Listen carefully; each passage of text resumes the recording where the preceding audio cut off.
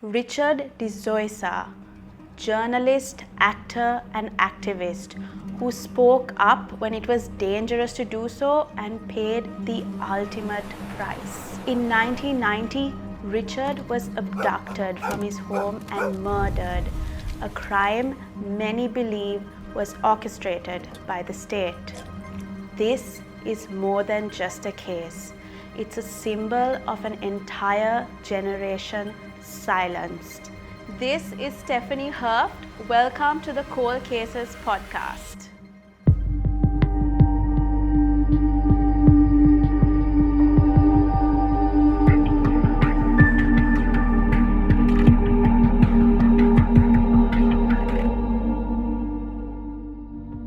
Was Sri Lanka's most loved activist, journalist and actor killed by the government's death squad in February of 1990? The late 1980s were known as an era of terror, the lost generation, where the youth laid down their lives to stand against injustice. Brilliant media personalities and journalists who dared to question the inhumane ways their peers lost their lives were silenced by a ruthless president who tortured masses of youth under the guise of wiping out the DJV insurrection of the 80s. Journalists such as 𝗲𝗪𝗀𝗻𝗄𝗃, 𝗙𝗪𝗀𝗃𝗀 and Richard Doysa risked their lives to stand up against a system where a corrupt government slaughtered an entire generation of young minds. Whilst a war between the DJV and the government's death squad raged on, several innocents were caught in the crossfire in torture camps such as the Batalanda torture chambers, where they were tortured mercilessly in the 1980s. The murder of this journalist caused a huge uproar among high society, and his mother, the fearless Dr. Manorani Saravanamuthu, was not silenced. She stood against a corrupt government and formed an alliance and support group that not only sought justice for the loss of their children, but also eventually shone a spotlight on the inhumane role that those in higher authority played in the disappearances and deaths of the youth at the time. Eventually, due to this pressure group and their every move being watched, the government laid low and the disappearances stopped towards the late 1990s. But today, I want to pay homage to the man himself. This is the case of the brilliant, multifaceted Richard Doysa, poet, actor and human rights activist that took Colombo by storm in the 1980s with his wit and passion for journalism. Richard Doysa was born to Lucien Doysa and Manorani Saravanamuthu in March of 1958 and was a student of St. Thomas's College, Mount Lavinia. He excelled in both drama and debate, and he won Best Actor in 1972 at the Inter-School Drama Competition and was encouraged by his headmaster 𝗙𝗪𝘀 to act in Sinhalese. Richard rose to fame in 1983, achieving celebrity status with his roles in both Lester James Peir's 𝗙ුගන්තය and 𝗙𝗪𝘀 𝗍𝗪𝗀. But he was more than just an actor, and most described him to be a big-hearted human being who actually cared about people's suffering. He was caring and charismatic and soon won the hearts of those he met. Apart from being an actor, he worked in journalism at the 𝗏𝗏 Corporation, being a voice for many. Richard also worked in the 𝗖𝗹𝘂𝗃 operation with the army against the LTTE. His colleagues also mentioned that he was quite upset and very vocal about the escalations in deaths of youths in the late 1980s period, leading him to make several powerful enemies, especially violence that was taking place in the south of the country. Richard took interest in the killings and abductions of literally thousands of men and women, and he led a powerful cry for justice against a state who was using their military forces to force power. He was an advocate for many of the voiceless and led quite a powerful cry for justice in his time. He was described by all to be brilliant with an excellent memory, definitely one of the most beloved journalists our country has had. He was desperate for these killings and disappearances to stop. In 1990, there were rumors swirling around that Richard had incriminating information on human rights violations in the country. He was also on the verge of taking up a new assignment for Veritas, a foreign news service, and it was speculated the information he was about to pass on to them was harmful to the government's image.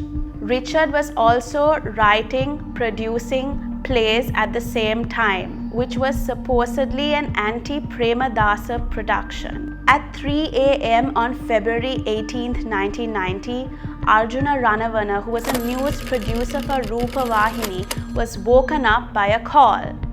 He then heard the voice of a colleague of his on the other end asking him what Richard's address was.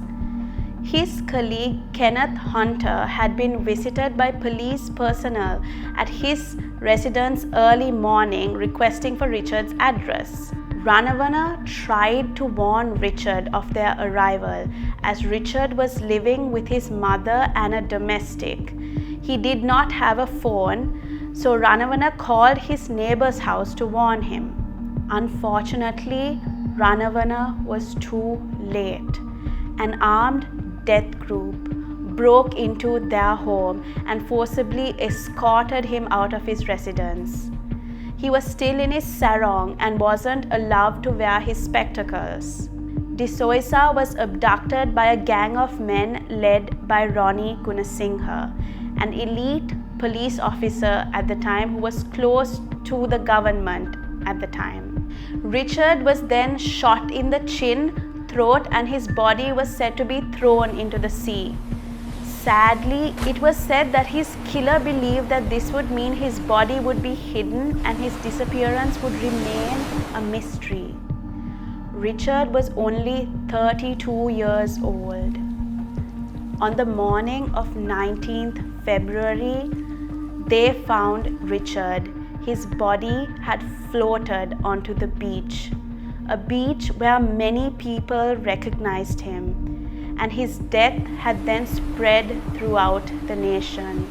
His mother, who had reported his death to the 𝗙𝘀 police during his abduction, was devastated. She stated that, "I was lucky that my son was brought back to me by the sea," referring to the fact that there have been countless families from all over the country whose children met the same fate but did not have closure.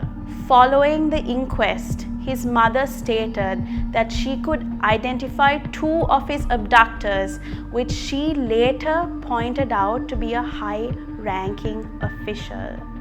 However, sadly, the suspects were not arrested and all leads were ignored by the police.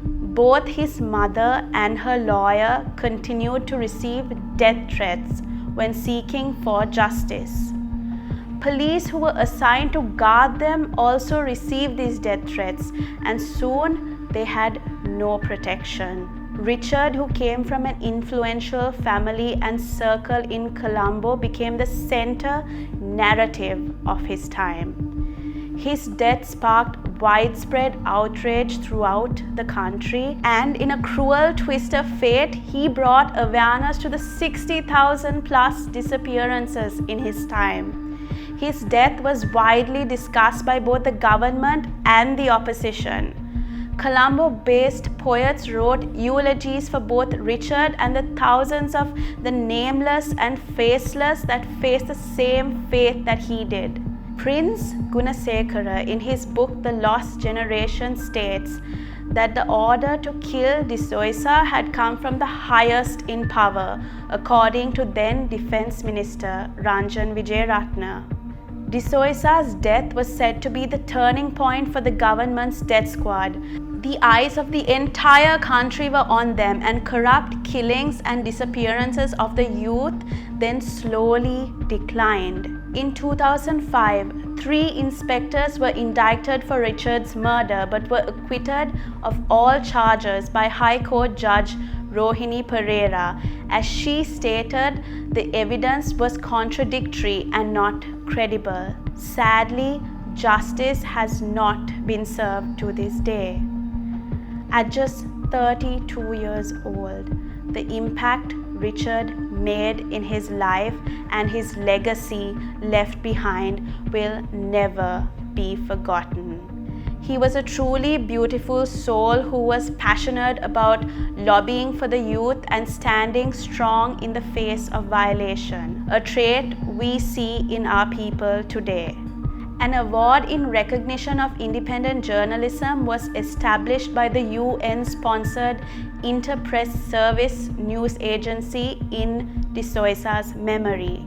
So the movie Rani came out this year, which was brilliant despite a few inaccuracies, and it really shed light on Richard's abduction and past atrocities of the state. Anything I may have missed out on, let me know in the comments.